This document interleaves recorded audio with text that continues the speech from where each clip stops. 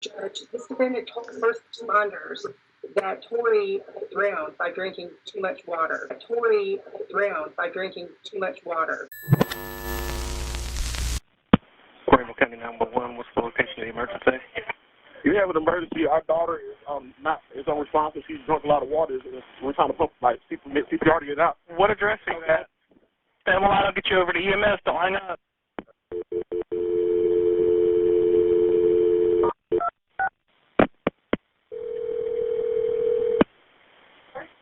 EMS and fire, what's the address of your emergency? Okay. And the phone number you're calling me from? Is anyone there tested positive for COVID-19 or had a high-risk exposure to COVID-19 positive patient? No. Tell me exactly what happened. Our 3-year-old daughter's choking on water right now. Your 3-year-old daughter is what? Choking on water right now. We need help immediately. Okay. We'll get help on the way. Okay. Is she coughing like choking or no, is she's she not underwater? The biological mother of the victim in this case is present, and she is returned to Jake Irwin. Her name is Cassie Ferris. I'm Casey Ferris. On Thursday, January the 14th of 2021, 3-year-old daughter Victoria Rose was taken from this earth. My family and I have been devastated by her passing. Hey, what's up? It's your girl Neek, and you're tuned in to Neek at Night. And tonight we're going to be doing an update and a part 2 to a video that I already did about Ariel Robinson, who was a participant and winner on the show, the Food Network show Worst Cooks in America or something like that. I did a full breakdown of what was available at the time and share with you guys a few videos and insights on things that I was able to find around the internet or that showed kind of some of the family dynamic. So we're going to get into a part 2 where we have a little bit more information that has come to light, and I'm going to speak more into what is going on and what is being said. But first, before we get into all of that, I want you guys to know, if this is your first time on my channel, we are the Night Owls over here. My name is Neek, and you know, my people are the Night Owls. You know, we are Neek at Night and the Night Owls, okay? And to become a Night Owl and to become updated on stories like this, definitely hit the subscribe button and the notification bell right now. Also, if this is your first time here, I do have a website that sells sexy pajamas and nighttime bedroom things that might spice it up for you or your partner, or just you by yourself. Whatever you want to do, if you want to feel sexy for yourself, if you want to feel sexy for your partner, whatever you want to do, what you do. I have things available on my website, like what I'm wearing now. This is a robe that's on my website, and you can find this teddy. You can find this teddy that I'm wearing with it on my website as well. This is called Crybaby, and the robe is Netflix and chill, expensive taste. Check out my website, neekatnight.com. Now, let's get into this story. So when I first covered this video, I shared in a previous video a video where the woman Ariel and their and her husband's biological son roughing up the adopted daughter. Now, I'm not going to re-show that video because I think that possibly might have been what flagged my last video. So if you did not see their son roughing her up and being very, very rough with her, definitely go see my previous video on this topic. Now, under the comments, there was a lot of people who was like, ooh, he handling her rough. Like, he's like, you know, really like roughhousing her and hitting on her and stuff like that. And a lot of people were like, you know, I feel like the parents are covering for the child. People were like, you know, I wouldn't be surprised if the child had something to do with it, blah, blah, blah, blah, blah. And there was a lot of speculations on if they were covering for the child. And just to reiterate, when I say covering for the child, Ariel's biological son and the husband's biological son, and that's who was in the video that I showed him very, very, very aggressively handling that little girl. Well, the person that Ariel wants us to believe was the actual person who had anger issues was her adopted son, which is the biological brother of Victoria, who passed. She said that the 7-year-old, that's the one right there. That's the one who had the anger issues and would be abusing her and stuff like that. Child, we're about to go over all of this. Just sit back. So I'm going to read what is being said on this website, and I'm also going to show you the court hearing that they had to bring you guys up to speed on this story. And if there is a story that I've done previous and you want it updated and you see like new information popping up and I probably haven't touched on it, let your girl know and send the updated information to me so I could check it out, and you know, we could do it like that. So anyways, so let's go to Fox. It says, a former Food Network reality cooking show winner who was charged with homicide by child abuse with her husband will remain in jail. So I guess they had tried to bond out, and the court system was like, no. You gonna sit your little tail down and you ain't going nowhere. Okay? And that's on period poo. So right here it says, Ariel Robinson, 29, who won the most recent season of the Food Network's Worst Cook in America, told a judge that her 3-year-old foster daughter, Victoria, died on January 14th after drinking too much water. Okay, so they are alleging and they are saying that the little girl died because she drank too much water. Now, if this was an infant, a toddler or something like not a toddler because the girl was a toddler, but if this was an infant like a couple of months old, you might have had me on the baby drunk too much water. But you are not going to make me believe that a toddler who can be peeing on themselves and being, you know, really, really pissy, that you shoving a whole bunch of water down a toddler's throat that is at the age of potty training. Like, you are not overly giving a child who is in the potty training age too much water, because you know that they're going to be peeing too much and they're going to be peeing on themselves and through their pull-up, because the little girl was way past diapers. So, I mean, you're not going to make me believe that y'all just shoving a whole bunch of water down this girl. Like, no, nah, I don't believe that. Okay, so during a virtual court hearing on Friday, Robinson claimed that bruises on Smith's body were from a Heimlich maneuver performed in an attempt to save her. The girl died from blunt force trauma, according to the coroner's report, which did not list any mention of drowning. So, where the water at, boo? Where the water at? Because they saying that they see blunt force booms to the baby.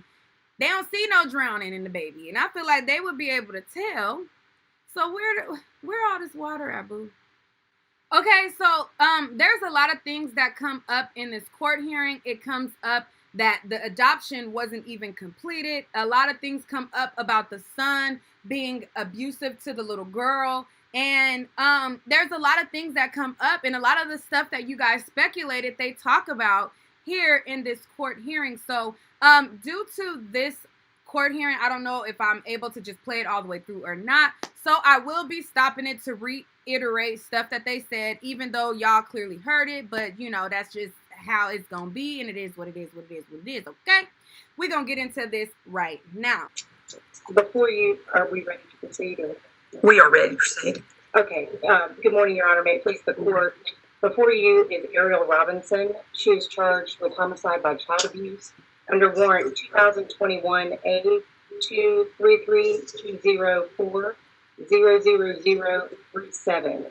I'm Christy Sesticovich for the state. Ms. Robinson is represented by Bill Boughton. This defendant is bond, Your Honor. Her attorney is requesting a $40,000 surety bond at this time. All right. May I put a brief factual summary on the record? Please. Okay. Your Honor, on January 14, 2021, around 2:30 p.m., police responded to 515 Selwood Circle within Greenville County in reference to a non-responsive 3-year-old little girl. EMS and firefighters were already on the scene, and when officers got there, They were informed that the victim, 3-year-old Victoria Rose Smith, whose nickname is Tori, was not doing well. The victim had been placed in foster care, Your Honor, with this defendant and her husband, Jerry Austin Robinson, by the Department of Social Services in early March of 2020, along with her 2 biological brothers, who were 7 and 6 years of age at the time, Judge. The biological mother in this case had relinquished her rights to the children, and this defendant and her husband were fostering to adopt all 3. Back to the facts, Judge. This defendant told first responders that... Okay, so I'm going to stop it right there. And there was a lot of debate under my comment section. You can't get paid for adoptions. You don't get money for adoptions and blah, blah, blah, blah, blah, blah, blah, blah, blah. And in my comment thread on my previous video, I was saying that there are certain situations that you definitely get paid for these children. And it sucks that a lot of these times people will adopt these children for money. And there was some people was like, you can't get paid for adoptions. Well, one of the ways that you get paid for adoptions is fostering to adopt a child. So when you foster to adopt a child, you get money for the children. And as they've just said right now, this was a fostering to adopt situation. Now, I don't know if that was her motive behind it, and I'm not going to say that that was her reason why. I'm speaking in general, and generally speaking, a lot of these people who foster to adopt, there are some good people out there who love children and want to provide a better home, but there are a lot of people, generally speaking, who get into these situations for the money and could care not about the child. Now, I'm going to move the screen over a little bit, and I'm going to show you the actual birth mother. So the birth mother is right here at the bottom left, and so she is at the bottom left of the screen. So I'll bring it up right here so that you guys can see. She's the woman to the left. That is the biological mother of the little girl who passed away. I had it scooted over this way just so that you guys can see it bigger because I'm covering up people and things like that. And she hasn't spoke yet.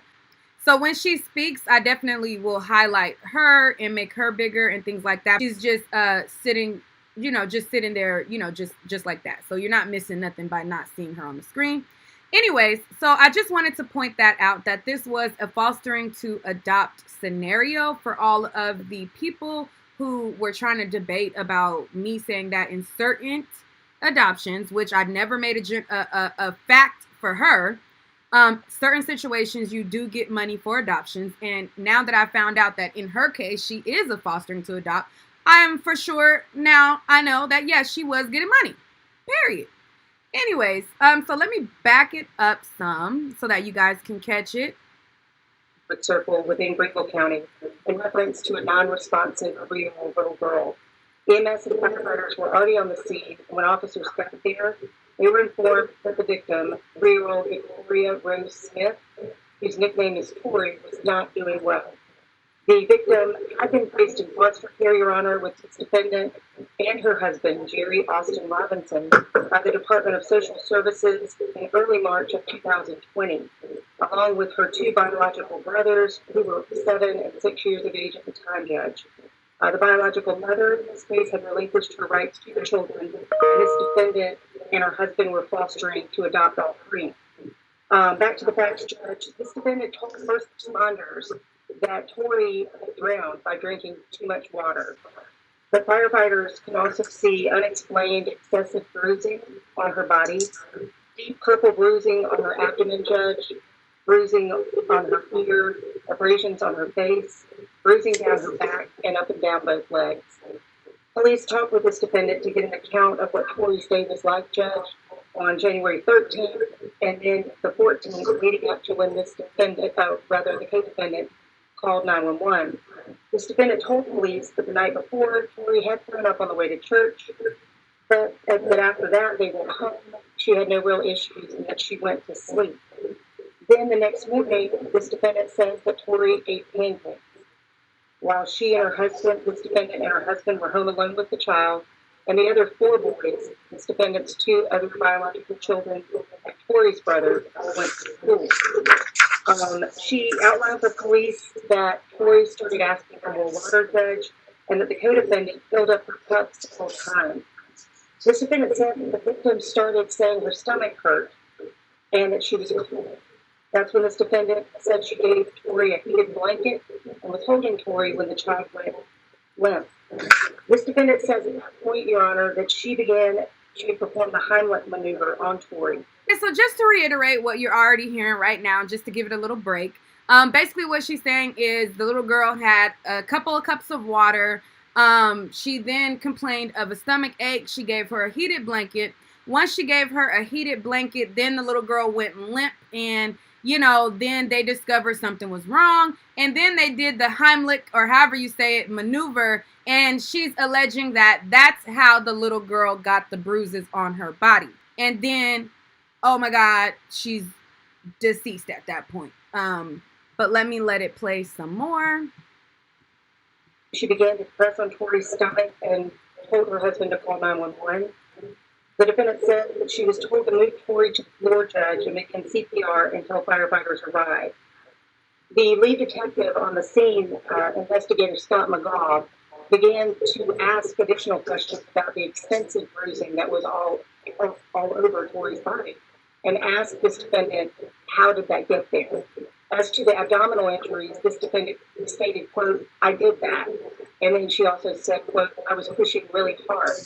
The officer continued to ask about the extensive bruising up and down her back, her body, and both legs. This defendant then stated that the victim's 7-year-old biological brother had anger issues and had caused those injuries. The officer asked what a 7-year-old could possibly use to cause such extreme bruising, and this defendant stated he'd pick up anything and hit her. Okay, so just to reiterate what is being said, they're saying that, the officers got to the scene. They're saying, oh my gosh, she drank all of this water. She's choking on this water. And we tried to do the Heimlich thing or whatever. I don't even know how to say it.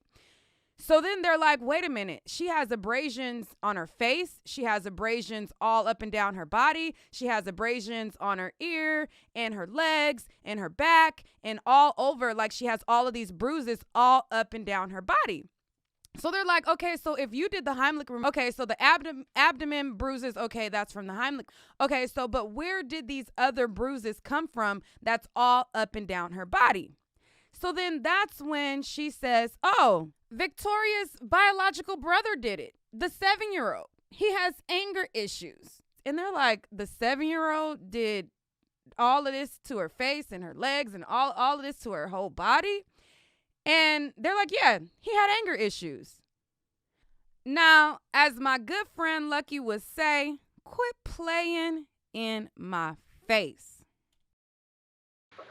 The firefighters could also see unexplained excessive bruising on her body, deep purple bruising on her abdomen, Judge, bruising on her ear, abrasions on her face, bruising down her back, and up and down both legs. Judge, an autopsy was conducted by Dr. Michael Ward, Chief Medical Examiner for Greenville County. Dr. Ward determined that Tori died from multiple blunt force trauma and that the manner of death was homicide. After leaving the autopsy, law enforcement went to Bethel Elementary School, spoke to the principal about Tori's biological 7-year-old brother. But this defendant had claimed caused injuries to Tori, and the principal described him as a happy, smaller child with no outward signs of physical abuse towards anyone. Judge, this victim had no known health problem. She was in the sole custody and care of this defendant and her husband, Gary Austin Robinson. Several days after the arrest of both of these defendants, Judge, Mr. Robinson's attorney contacted the state and said that his client wished to make a statement. Austin Robinson told police that he had not physically ever hurt Tori, but that this defendant would, quote, spank and beat her with different things, including a belt, paddle, flip-flop, or whatever. The interview was 2 hours and wide-ranging, Your Honor. But as to the actual injuries for Tori, he stated that this defendant beat Tori with a belt. Okay. So as you can see right now, so what the lady is saying is basically the husband threw the wife under the bus. And he said, listen, I don't be touching the girl. I don't be doing none of that. She the one who pick up whatever she could find and beat the girl with. She get her with a belt. She get her with a shoe. She get her with a woulda. And it was her, Your Honor, not me. Or it was her lawyer, because they said like the lawyer contacted it and said that about, that came up in their interrogation with the father. So the father is claiming innocence and throwing it onto his wife, saying it's her, not me. Go after her. She the one that be beating the girl, So let's listen to some more. And while we listen to some more, I just want to remind you as well, definitely go to my website, neekatnight.com. So you can find my website by typing in www.neekatnight.com and get you some special goodies. I just got to remind y'all in case y'all forgot, so that y'all know where to go when this video is over. Okay?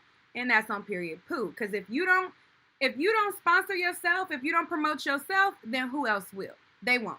So you got to do it yourself. So head on over there after this video is done, and let's get more details on this story. He was outside and he could hear it. When he came inside, he saw the bruising and looked at Ariel and said, "You've gone too far." He said that they put Tori in an Epsom salt bath. He says he went to CVS to try to buy some medication for Tori to bring down the bruising. Your Honor, law enforcement did secure surveillance video, and it does show Jerry Austin Robinson buying that medication around 1.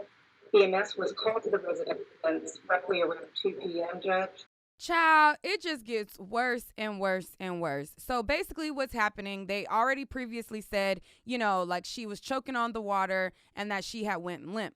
Well, they didn't call an ambulance until after they went to the store. The husband went to the store to buy stuff so that the bruising on her body could go down. So they seen all of these bruises on her and they said, oh, well, let's put her in an Epsom salt bath. Let's try to get some stuff that's going to help the bruising go down. And then the police and firefighters was dispatched. Child. He says he went to CVS to try to buy some medication for Tori to bring down the bruising.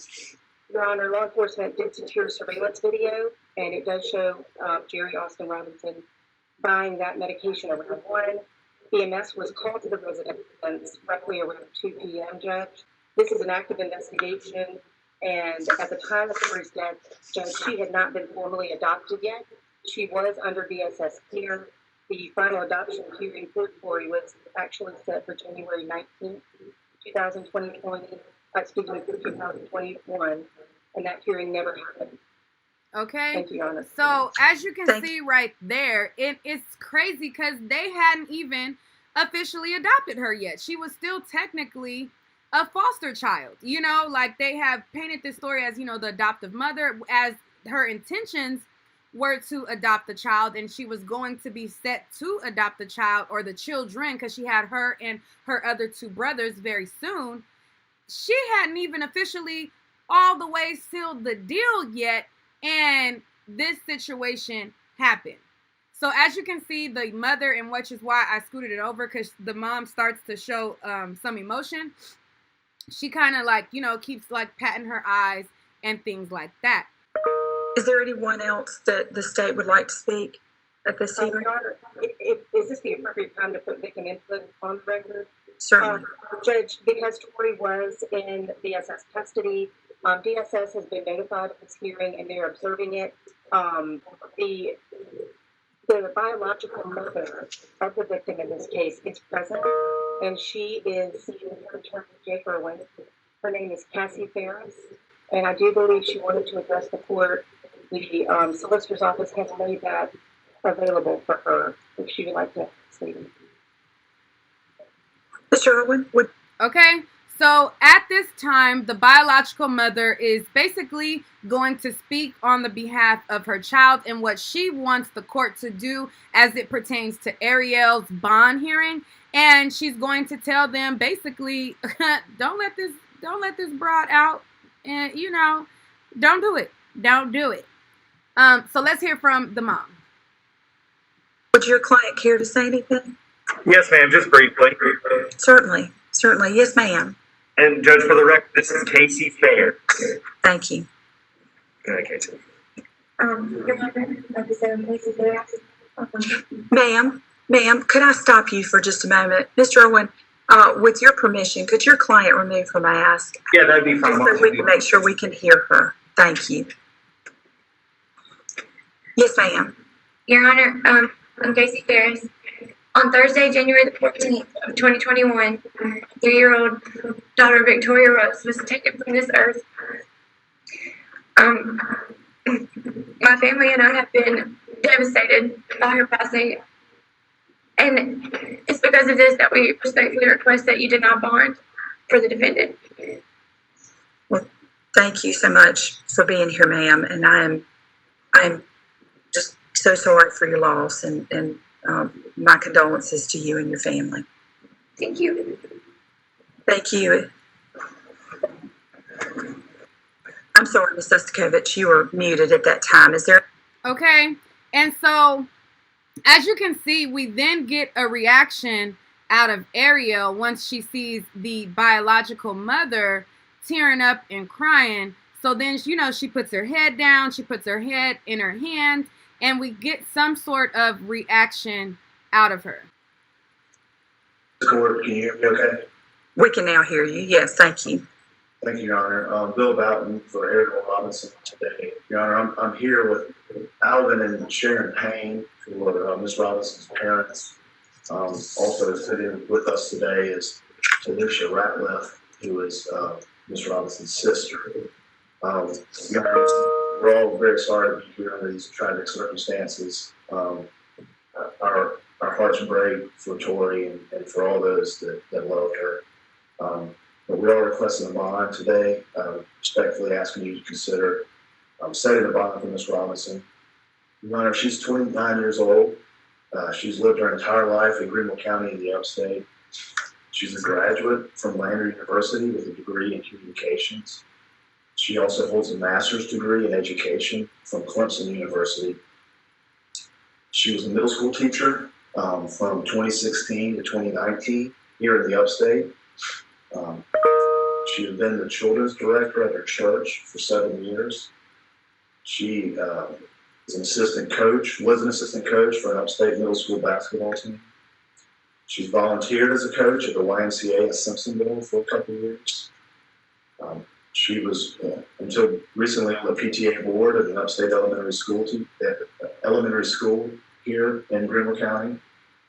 She's volunteered at career fairs, character building workshops at 2 different schools in the upstate. Your Honor, essentially, she's been heavily involved in the community her entire life. She does not own a passport, Judge. Her family has lived here in the upstate for about 30 years. Alvin Payne, her father, is a retired Army officer. Her mother, Sharon's a retired substitute teacher. They're on a fixed income currently, and certainly there's been financial stresses for them. As a result of this, they're currently have legal custody of Ms. Robinson's 2 biological children. Your Honor, her sister, Talisha, who's present, is a pharmacist. She currently works at Presbyterian College here, lives in the upstate, has her own. Okay, so I'm going to pause that for a second. Even though there is this horrible and tragic thing that happened, I do think that it is very good for the kids of her biological kids to be able to stay with her family. I would rather kids go to their biological families than the foster system that has no biological attachment to them. And, you know, they could be treated like however. I mean, they could be treated like however with family, but it's more likely to be treated like crap from strangers. So, you know, that's that. Anyway, so he just continues to run down her accolades and, you know, requests that she gets a bond, to which the court does not offer bond. There's about 3 minutes left of this video, and I'm not going to sit through the rest of it. If you guys want to see the remaining 3 minutes of that, just type in Ariel Robinson court hearing, and then you can get the last of the 3 minutes. Now I want to switch gears and give you guys more insight from the biological mother. So a woman by the name of Tracy Fant had went live while she was doing an interview, and she recorded some of the mom's responses as to the reason why the children even ended up in foster care in the first place, her feelings behind this situation, and things like that. You can find Tracy Fant. I think it appears from the profile. It looks like maybe is an activist that has been working with the family to try to help them get justice. So be a part of their change.org. They're looking to get signatures so that there is reform in the foster system. With that being said, now let's hear from the biological mother and the reasons as to what happened as far as how they got in the system in the first place. I'll have you just say and spell your first and last name for me. And you just look at me. Casey Ferris, CASIE PHARES. And you are Victoria's biological mom. Yes, ma'am. When's her birthday? Her birthday is March the 27th. Okay. And I guess just tell me about that last time you got to see her. It was emotional. I knew it was going to be the last, they call it the end visit, and they told me to treat it, DSS asked me to treat it like an adventure to make so the kids had a better outlook on it, so I did. I walked in there smiling, and my kids knew what was going on. They could feel the vibes in the room, and Victoria's very sullen. She sat in my lap for the first 30 minutes of the visit and didn't move. She just let me hold her and play with her hair. She's very loving, very cuddly, and that's all I remember is her just going around to each person in my family and making sure that she got cuddles with everybody. Sure, because that was a big visit. Everybody came. Can you list who came? My brother, his wife, my niece Taylor, my mother, my father, that's their favorite person in the world, their papa, and me, my sister and her husband, my Aunt Stacy, just my grandmother, my papa, who had multiple just hospital visits back to back and is now has an autoimmune disease and just can't care for himself. But we got him in the wheelchair and brought him out so that he could say goodbye to you, and she sat in his lap and didn't even get upset, even though the chair scares her, and she was just so brave. That's making me so sad. So all those people were able and wanted to keep fighting with you. What all did you do to get to that point where you were trying so hardly to prove that you wanted her back? I did. From the very beginning, I made it very clear that I would do anything DSS told me. From at the beginning, they were very content with how fast I was doing. I had to do parenting classes. I did the in-home parenting. I did it at the Dream Center. I did both because I missed a class on one and they sent me to another, so I did 2 parenting classes. Then I did 26 weeks of battered women's classes. I did the 2 times a week for 12 weeks at the Phoenix Center while pregnant, and I didn't have a vehicle, so I had to find rides to these. It was difficult. They knew that. I asked for help multiple times. It was just one thing after another after another.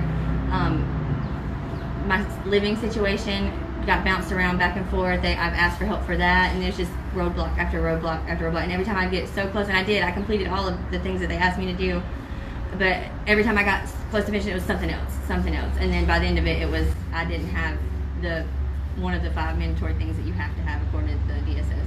What was the one? The home, housing. So can I ask her a question? I did pass the home study twice with 2 homes previous to that home study, but by the end of it, I'd been going through so much, I just couldn't maintain. And so I felt like DSS made me feel that it was better for them that, they had, and Victoria was with a loving foster family, and I thought in my heart that that's where they were going, and that, or someone like that, a family like that, I thought that's what the system was for.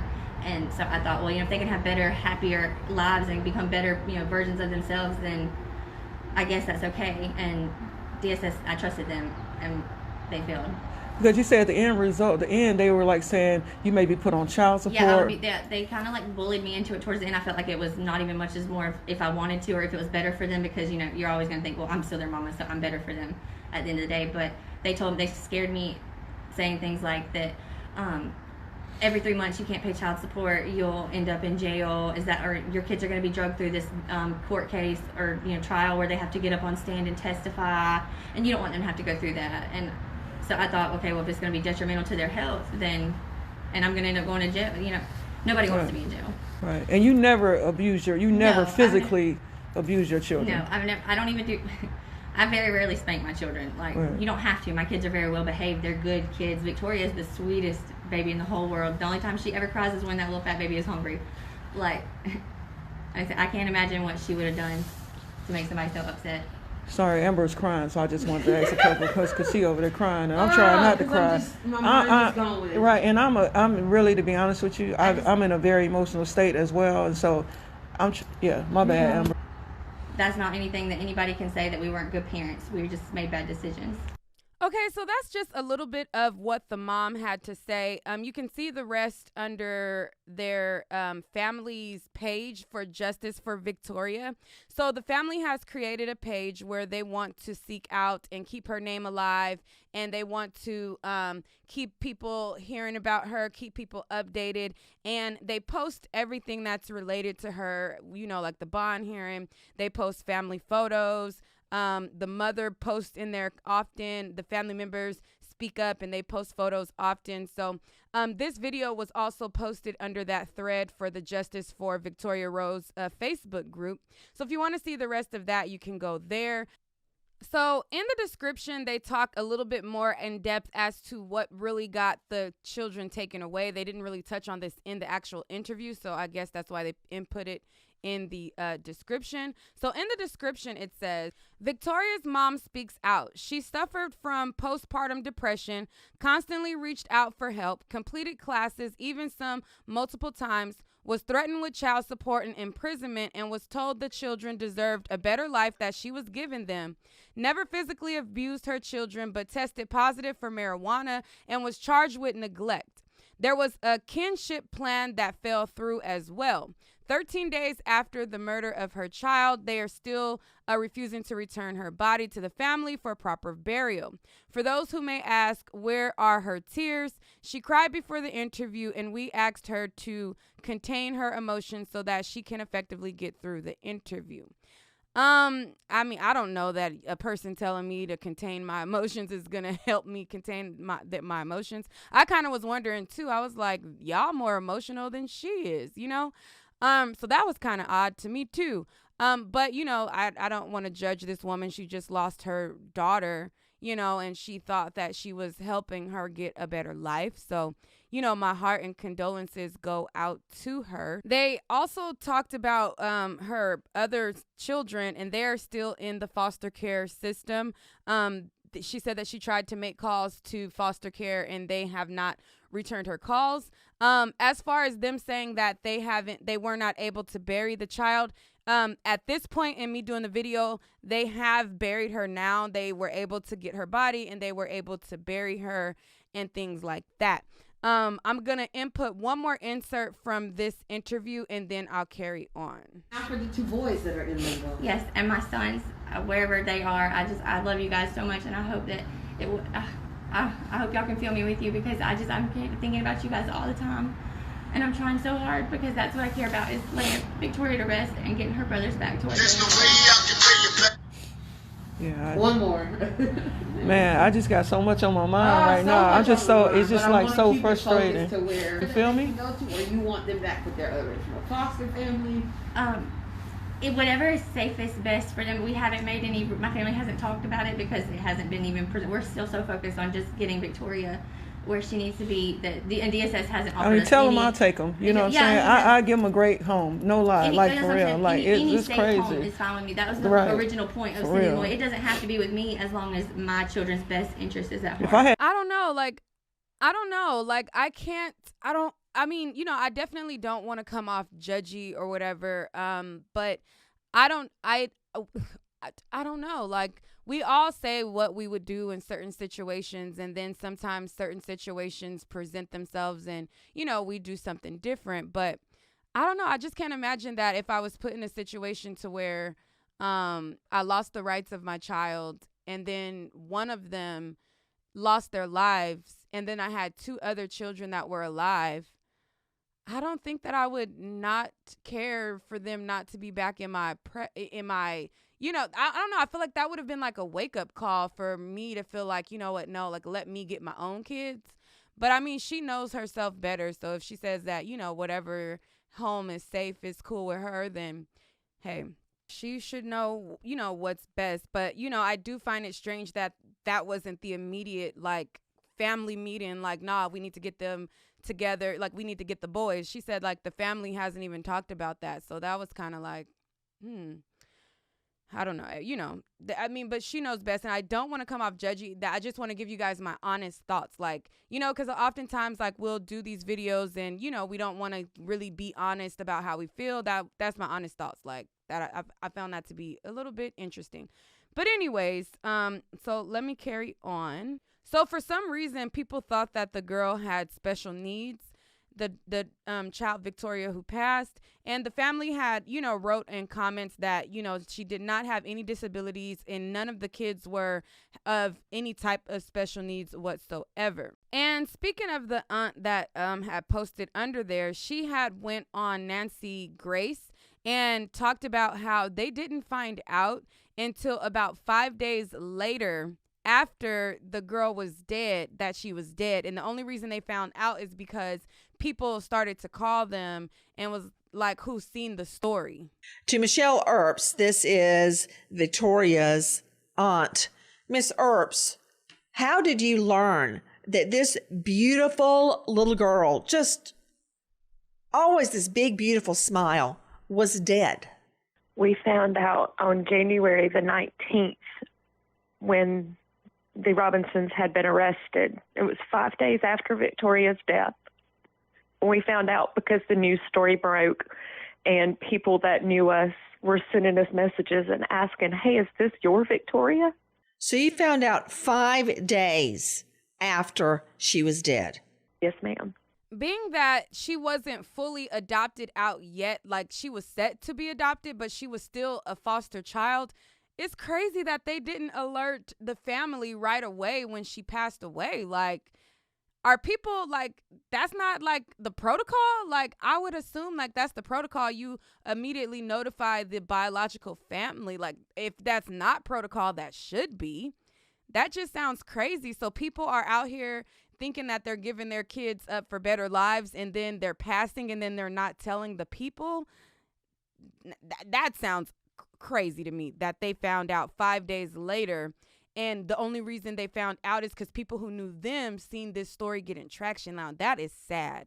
That is sad, sad, sad. And I guess that's one of the reasons why they're fighting so hard. The family is fighting so hard to get reform in the foster system because that's just insane.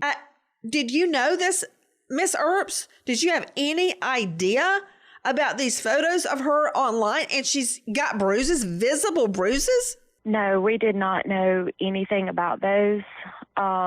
When the last time we saw these children, because it was Victoria and her 2 brothers that were in this home, last time we saw them was in February. They were placed in this home for adoption. And it was a closed adoption. There was no contact. We did not know who they were, where they were, or anything.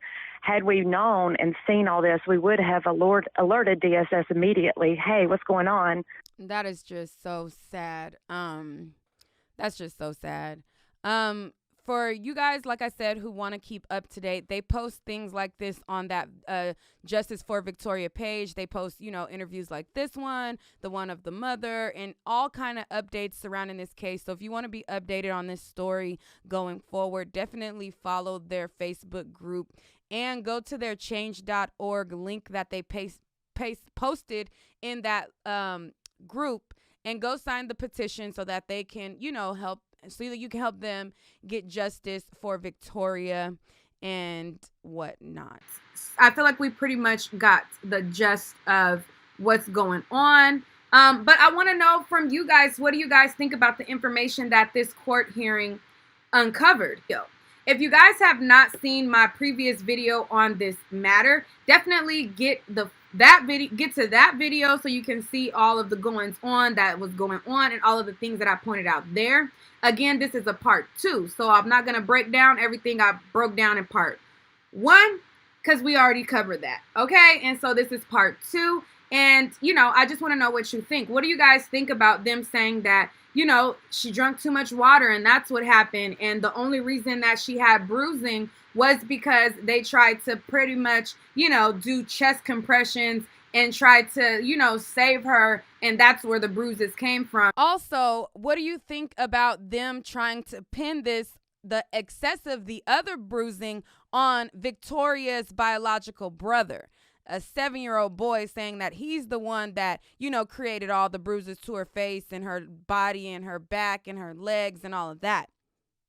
What do you think about the husband throwing the wife under the bus, saying like, it wasn't me, it was her, and she would pick up any and everything to beat the child? So that's pretty much it. That's that on that. You guys let me know what you think. If you guys have not hit the subscribe button to become a night owl, definitely hit the subscribe button right now. Also, share these types of videos, you know, that helps your girl out as well. And visit my website, www.neekatnight.com, to get you some cute, you know, bedroom stuff that you might, you know, feel good for yourself or feel good for him or her or whoever, okay? I got men things, I have women things, so definitely check out my website, see what goodies I've added today, and, you know, I mean, yeah, do that, okay? Subscribe, like, and share my website, okay? Peace.